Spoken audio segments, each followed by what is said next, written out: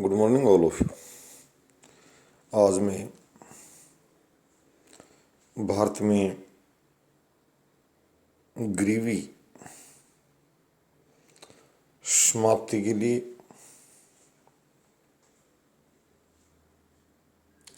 बहुत एक साधारण सूत्र की ज़रूरत है, उस पर मैं बताऊंगा।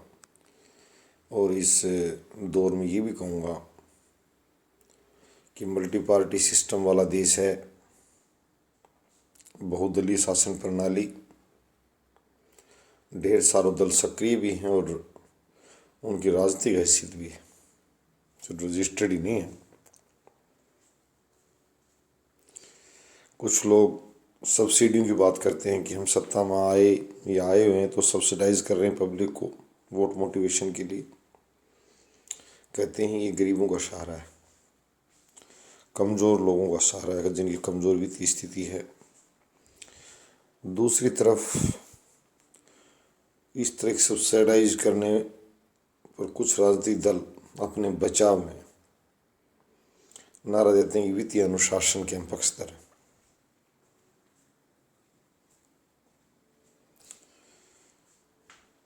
ये दोनों टकराव चलते रहेंगे। मैं ये कहूँगा कि सब्सिडाइज से बचने के लिए वित्तीय अनुशासन वाले दोनों भाइयों को, कुछ लोग सब्सिडी के जरिए उन लोगों को ये दिखाते हैं कि हम आपकी मदद कर रहे हैं और राजनीतिक लाभ लेते हैं, वो एक चलन है। मैं ज़्यादा सब्सिडियों की भी पक्ष वाली अकेली बात नहीं करूँगा, पर उसके साथ एक शर्त है सब्सिडाइज नहीं करने की। सब्सिडी अपनी चाहे सारी ले लें, कोई सरकार केंद्र राज्य दे रही है, सब सब्सिडी उठा लें। बच्चों को वित्तीय सहायता दी जा रही है, गरीबों को दी जा रही है, ये चिकित्सा किसी सब्सिडाइजेशन की जरूरत नहीं है। ये सब्सिडी अपनी वापस लेने पर उसके लिए एक सूत्र साझा करना पड़ेगा। लोगों को लोन प्रवाह बहुत तेज करना पड़ेगा। ये इकोनॉमी का फॉर्मूला मैंने बताया है।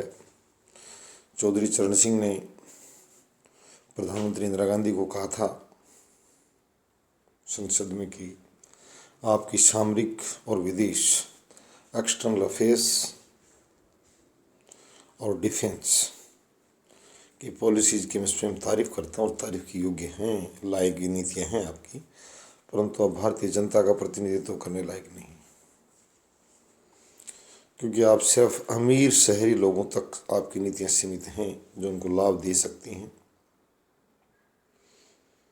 शहरी गरीब और सभी ग्रामीण, चाहे अमीर गरीब से, वो आपकी नीतियों के तहत कहीं लाभान्वित नहीं है, सिर्फ आपकी नीतियों से वो शासित है। उन पर शासन किया जा रहा है, उनको कुछ दिया नहीं जा रहा। रूरल इकोनॉमिक्स के चौधरी चरण सिंह लेखक भी थे, कैम्ब्रिज तक उनकी पुस्तकें पढ़ी जाती थी, रूरल इकोनॉमी। तो ये बात जो मेन चली है अब हमारे यहाँ, एक काला धन वाली बात नहीं है। रामदेव, महादेव, श्यामदेव, आमिर खान, सलमान खान, बब्बर खान, जितने भी खान हैं देव हैं। पैनामा पेपर्स में कुछ औरतों का नाम भी उछला है जो बाहर इस तरह के धन का धंधा करती हैं।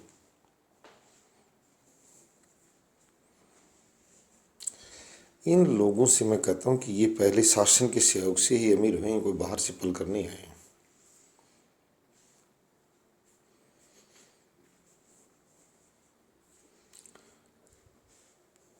इनको ये सत्ता के नज़दीक लगकर अपने दल के बल से और अमीर हो जाते हैं। उसके बाद में जो काला धन की बात लंबे समय से चल रही थी, भाई रामदेव ने भी चर्चा की थी,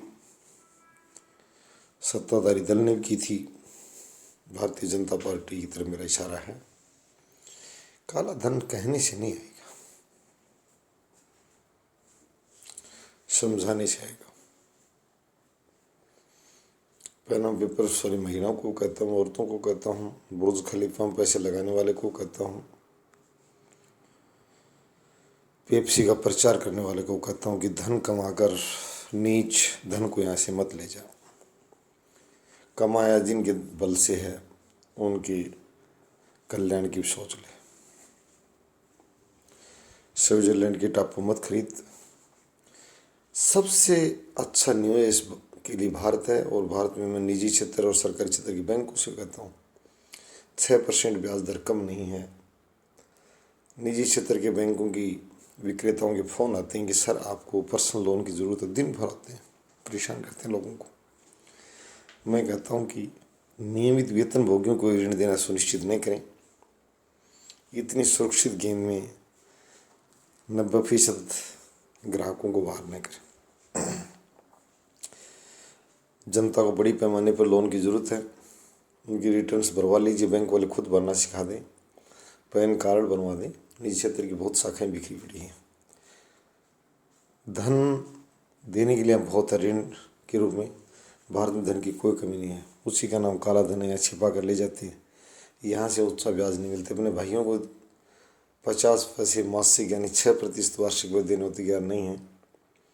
अपने बैंकों में, यहाँ के बैंकों में 4% वार्षिक पर जमा करने को तैयार नहीं है। बैंकों को बहुत बड़ा कारोबार मिलेगा। मैं मोदी सरकार को कहता हूँ, जो वित्तीय प्रबंधन को केंद्र सरकार नियंत्रित करती है, निजीकरण के साथ साथ बैंकों को धन की भरमार कैसे हो और ऋण का प्रवाह भी सुनिश्चित किया जाए 6% पर। सबसे पहले मैं हूँ ऋणग्राही। ये चैनल 1000 करोड़ रुपए की इस ज़रूरत है इसको महिला विश्वविद्यालय बनाने के लिए, और 2000 करोड़ की संपत्ति गिरवी रखने को ये समाज तैयार है। ये विश्वविद्यालय किसी के बाप का नहीं बन रहा है, ये 50 गांवों की पंचायतों का बन रहा है, ये दिल्ली के नज़दीक के क्षेत्र का बन रहा है, और ये वैश्विक स्तर की महिलाओं को लाभान्वित करने के लिए बन रहा है। पुराने लोग कहते थे बेटी सबकी होती है, वो न किसी गांव की, न किसी देश की, न किसी जाति, न किसी धर्म की। उस बात को आगे आज बढ़ाना पड़ेगा। ये महिला विश्वविद्यालय भी लोन मांग रहा है। कहाँ है लोन, कहाँ है डोनर? मैंने कहा था दिल्ली के नज़दीक ग्राम पंचायत कुआड़वा से पहुँचिए, जो 150 किलोमीटर की दूरी नहीं है। सभी राजनीतिक दलों से, नेताओं अभिनेताओं से मैं कह रहा हूँ, आइए आप। मैंने एक साधारण नागरिक ने 21 लाख भी बोले थे। मैं प्रशासन को कह रहा हूँ मेरी आवाज़ को कलमबद्ध कर ले। सबसे पहले मैं दूंगा, निस्वार्थ दूंगा। कहीं मेरा नाम भी लिखने की ज़रूरत नहीं है किसी ने दिया था। मैं कोई दानदाता नहीं हूँ।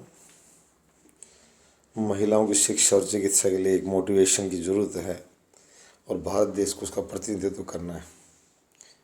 नंगे और भूखे देश नहीं कर पाएंगे, हम करेंगे। हमें पता, मैं नंगा और भूखा किसी देश को कह रहा हूँ, उसका नाम नहीं लेना चाहता। वो बच्चों को गंदी बातें सिखाएगा, मरना सिखाएगा, लड़ना सिखाएगा, आपस में कटना सिखाएगा। वहाँ बहुत उपज वाला क्षेत्र दिया था हमने उसको, कंगाली के सिवाय उसने कुछ पैदा नहीं किया। परंतु हमारी सोच अच्छी है। आज मैं जितनी भी political parties, not a single man, और मैं ये भी कहना चाहूँगा हमारे जो प्राइवेट बैंक हैं, यस बैंक, HDFC, और आज मैं खुलकर बात करूँगा, प्रत्यक्ष नाम लेकर भी करूँगा, क्योंकि हमें सिर्फ हमारे भाषण से लोगों कान पक गए हैं। ज़मीन पर कुछ करना पड़ेगा। हमारे लोग उनको बहादुर बच्चे मानेंगे। गलारू सिस्टम से काम चल नहीं रहा, वो कहते हैं ऐसे बज रहे हैं बिना मतलब, कान खा रहे हैं। 6% वार्षिक दर पर लोन को पर्सनल लोन के रूप में काफ़ी है। प्रधानमंत्री मोदी ने पहले मुद्रा लोन भी कहा था 4% दर से। प्रधानमंत्री मोदी स्वयं कहते हैं कि वो अपने समय की चाय वाले रह चुके हैं। चाय वालों के दर्द को समझे, उनको मुद्रा लोन नहीं मिल रहा है। चाय वाले मिले हमसे कि बाबू हमें बैंक वाले लोन नहीं दे रहे हैं, हम भी हमारी चाय के होटल को बड़ा बनकर बनाना चाहते थे, इसको एक अच्छा मिठाई खाना बनाना चाहते थे। मुद्रा लोन की प्रावधान किया गया, परंतु जटिलताएं साथ जोड़ दी गई, और बैंक शाखाओं ने देने में कोताही बरत रहे हैं। प्रवाह को सुनिश्चित किया जाए, बड़े पैमाने पर सुनिश्चित किया जाए। मैंने कहा कि मुद्रा का प्रवाह, ऋण का प्रवाह, सब्सिडी तुम सब वापस ले लो तुम्हारी, और सब्सिडी कभी एक पक्षी भाषा मत सुन लेना, कभी सब्सिडी तो ले रहे दे कुछ नहीं, ये नहीं चलेगा। नहीं, वित्तीय अनुशासन की बात करने वालों की बात कर रहा हूँ कि अब लोन प्रवाह को सुनिश्चित करें। एक पक्ष में जरूर रही है, या तो अब लोगों को कोई 300 यूनिट फ्री बिजली दे रहा है, कोई कुछ दे रहा है, सब्सिडी उतर पड़ी जो भारत की एक प्रणाली चल रही है। मैं तो उससे कुछ क्या कहूँगा। लोन प्रवाह सुनिश्चित कीजिए, फिर मैं कह रहा हूँ विरोध भी कर सकते हो सब्सिडियों का। सब्सिडी आपकी सरकारें वापस ले लें, हमें कोई दिक्कत नहीं, परंतु 6% पर बोर्ड लगा दें कि कोई भी नागरिक 50 लाख 10 लाख सीमा लगाते हुए, और ये महामारी के दौर में, और इससे बहुत बड़ा व्यापार, आपको उद्योग लगाने की जरूरत नहीं। सबसे बड़ा उद्योग भारत में गरीब लोग, किसान लोग कमा कर बहुत बढ़िया देते हैं। इन्होंने बड़े बड़े लोगों को पूंजीपति बना दिया। एक छोटी सी दुकान में बैठे आदमी का एक कहावत थी कि आधे गांव की ज़मीन जो है ना अपने कब्जे में कर ली थी ब्याज के वजह से। ब्याज का धंधा बहुत है भैया, मत जाओ स्विट्जरलैंड, कनाडा की नागरिकता मत ले। अक्षय कुमार, आमिर खान, शाहरुख खान, ये ऐश्वर्या राय, अमिताभ बच्चन, जो नारे लगाने की जरूरत नहीं यार, भारत माता बेटे हमें, तेरे बाप ने तो वर्दी पहनी भी नहीं है, हमारी 3 पीढ़ी सेना की वर्दी पहन रखी है, और रक्षा पर शहीद होकर डेड बॉडियाँ घर पहुँची हैं। हमें सिखाने की जरूरत नहीं है। हम नारा नहीं, हम कर्म कर डालते हैं रक्षा का। भारत माता की जय जयकार करने के लिए सीना में से 24 घंटे खुला रहता है, गोली खाने के लिए, दुश्मन को मारने के लिए। भैया फिल्मी अंदाज में नहीं बाबू, सभी जो भारत में 1 लाख लोगों के पास बड़ी संपदा है, खरबपति हैं, नेताजी अभिनेता जी जितने भी हैं, पटियाला घराना, ग्वालियर घराना अंग्रेजों के ज़माने से पले पड़े हैं। अमरिंदर सिंह और सिंधिया परिवार का ज्योतिरादित्य सिंधिया महलों से बाहर निकलते, मैं कहता हूँ कि वित्तीय नीति पर काम करें, आगे आएँ, जनता का दिल खूब लूटे। आपको भगवान करे आपकी राजनीतिक हैसियत बहुत बढ़े, परंतु सस्ते ऋण के प्रवाह के लिए मैंने जो जितनी बताई, देव और खान माल बाहर रखा है, ये देश धन से भरा पड़ा है और इन्होंने हमसे ही कमाया है। सबसे बड़ा धोखा ये है कि यदि विदेश में कमा को विदेश में लगाए, सीईओ का, गूगल का जो सीईओ है पीछे कुछ करे, हम उसको दोष नहीं देते। यूएसए में कमा रहा है, नाम है सिर्फ भारतीय मूल, उसकी आइडियोलॉजी से हमें कोई मतलब नहीं है।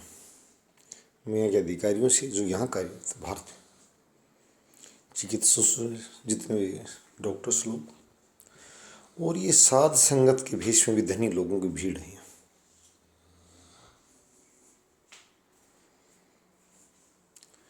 जब विदेशी आक्रांत आते थे, लुटेरे आते थे, तो वो उनको पूछते थे कहाँ से लुटे। उनका भी धर्म संस्थान में बहुत पैसा जमा है, किसी पास 40,000 करोड़ है, किसी पास 1 लाख करोड़ है, किसी पास 2 लाख करोड़ है। राज्य सरकारों से बड़ी शक्ति, वित्तीय शक्ति इनकी है। ये लोगों को ऋण देने के लिए आ गया है। मैंने पहले कहा ऋण का प्रवाह कर दो, आज मैं सुबह की बात कर रहा हूँ। काला धन भी बाहर लाने की जरूरत नहीं है। धन क्या करे यार, बाहर तो करें, कुछ इनसे ले रहे हैं, इनको तो 4% नहीं दे रहे। इन निकम्मों को तो यहाँ तक बताया जा रहा है, इन बेवकूफ़ों को, इन बेशर्मों को बताया जा रहा है कि जो काला धन की करें ये सभी के बच्चों के मामा, इनको बता रहे हैं कि इनको सालों कुछ देते नहीं वहाँ, इनसे पैसे रखने के लिए लेते हैं इन गंदे लोगों से, और हम दे रहे हैं इनको, हम इनको देने को तैयार हैं। सबसे पहले मैंने खुद कहा है कि तुम्हारा 1 पैसा नहीं डूबेगा, तुम 1000 करोड़ में दे दो यार इस विश्वविद्यालय के लिए, और चाबी भी अपने हाथ में ले लो। और बताओ, जब तक तुम्हारा ब्याज से 1 पैसा नहीं मिल जाए, मत देना किसी संस्था को चाबी। पैसे की कमी नहीं है, नित्यानंद जैसी यूनिवर्सिटी बनाते हैं बेरोड में, पर भाई इनके पास इनसे ऋण के रूप में तो पैसे ले लो, कम से कम 6% पर यार हमें दे दो। तुम बाहर क्यों जा रहे हो? बैंक यहाँ है, बैंक में भीड़ है, और नागरिक बैंक ही है। पहले तो बगैर लाइसेंस भी ग्रामीण क्षेत्र बड़े पैमाने लोगों ने ब्याज का धंधा किया, लाइसेंस की जरूरत नहीं पड़ी, तो बाहर नहीं जाए।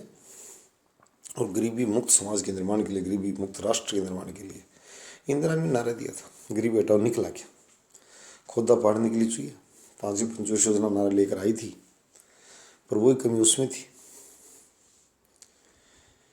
ऋण के प्रवाह को सुनिश्चित नहीं कर पाई, गाल गाल बजाती रही और गरीबी हटाने के नाम पर उसके पास कुछ नहीं था। आज भी मैंने पहले चौधरी चरण सिंह वाले जो पूर्व प्रधानमंत्री हैं, इंदिरा गांधी और चौधरी चरण सिंह दोनों, मैंने पहले कहा है कि गाल बजाने से कुछ नहीं निकला। जनता सिर्फ ये कह पाई कि ऐसे बकते हैं, आम जन जो कमज़ोर इकोनॉमी के लोग हैं उनका साहस टूटता जा रहा है, उनका मनोबल बनाए रखना जरूरी है। आत्मबल और आत्मविश्वास बहुत बड़ी शक्ति होती है। हमें दिखाना है कि राष्ट्र और समाज उनके लिए खड़ा है, घबराएं नहीं। और सब्सिडियों का दौर की ज़रूरत नहीं है, सब्सिडियों का विरोध करें, अदरवाइज सब्सिडी हथियार बनेगी राजनीति का। जो राजनीतिक दल लाल बत्ती जैसे हटी थी, दिल्ली से चली, पंजाब गई, सेंटर में आ गई और बाद में पूरे देश में हट गई। सर्वोच्च न्यायालय से 2 कदम आगे जाकर लोगों ने लाल बत्ती को विदा कर दिया। सेना और पुलिस के वाहनों के अलावा सब जगह से विदा हो गई। प्रधानमंत्री मोदी ने स्वयं का मैं साधुवाद देना चाहूँगा।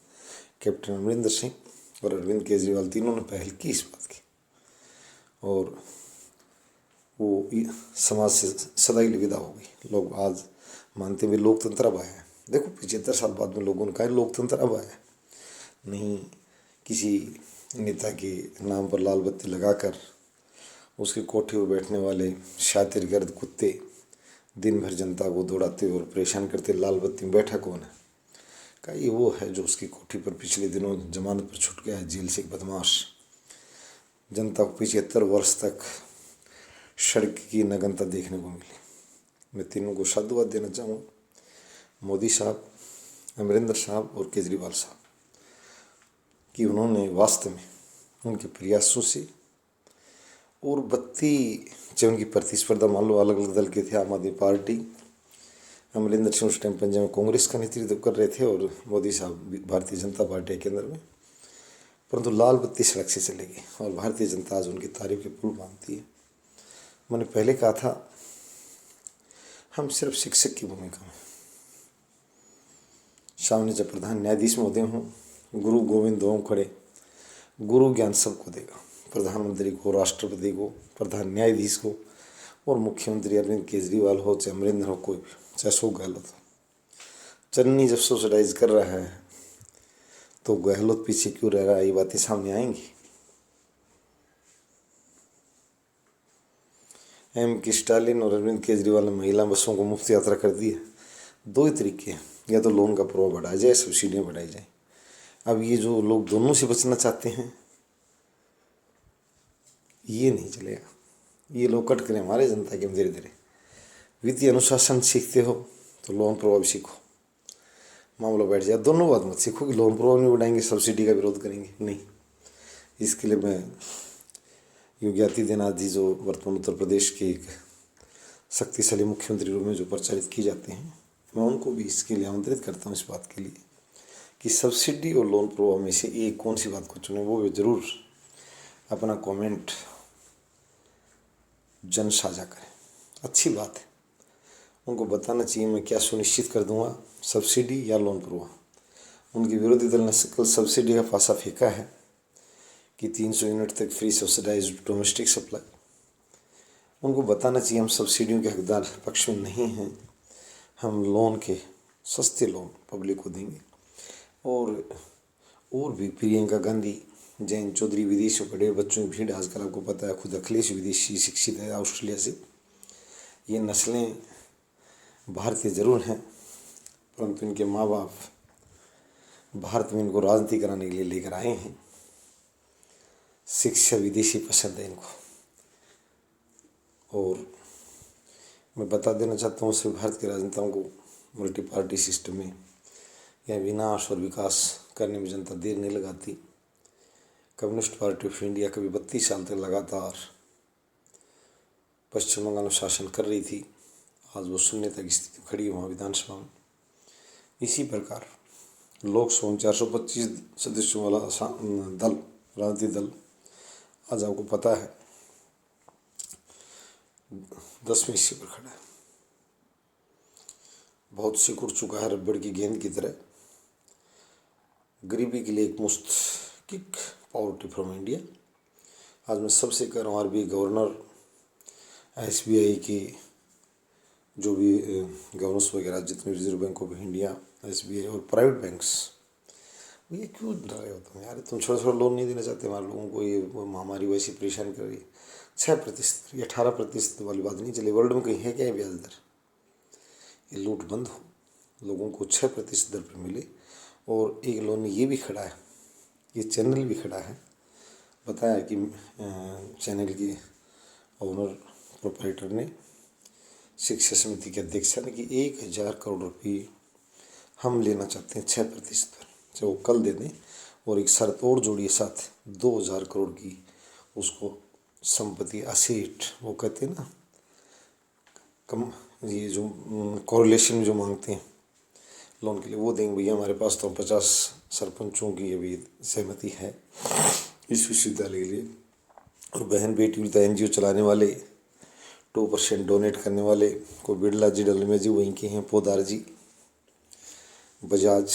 मैं इनसे भी कहूँगा भाइयों से कि ये अपनी रसोइयों को दान देने वाली प्रथा, राजाओं को दान देने वाली प्रथा और उपहार देने वाली प्रथा दुनिया पुराने समय से चले। राजा वो सब देते हैं उपहार में, पता है क्यों देते हैं?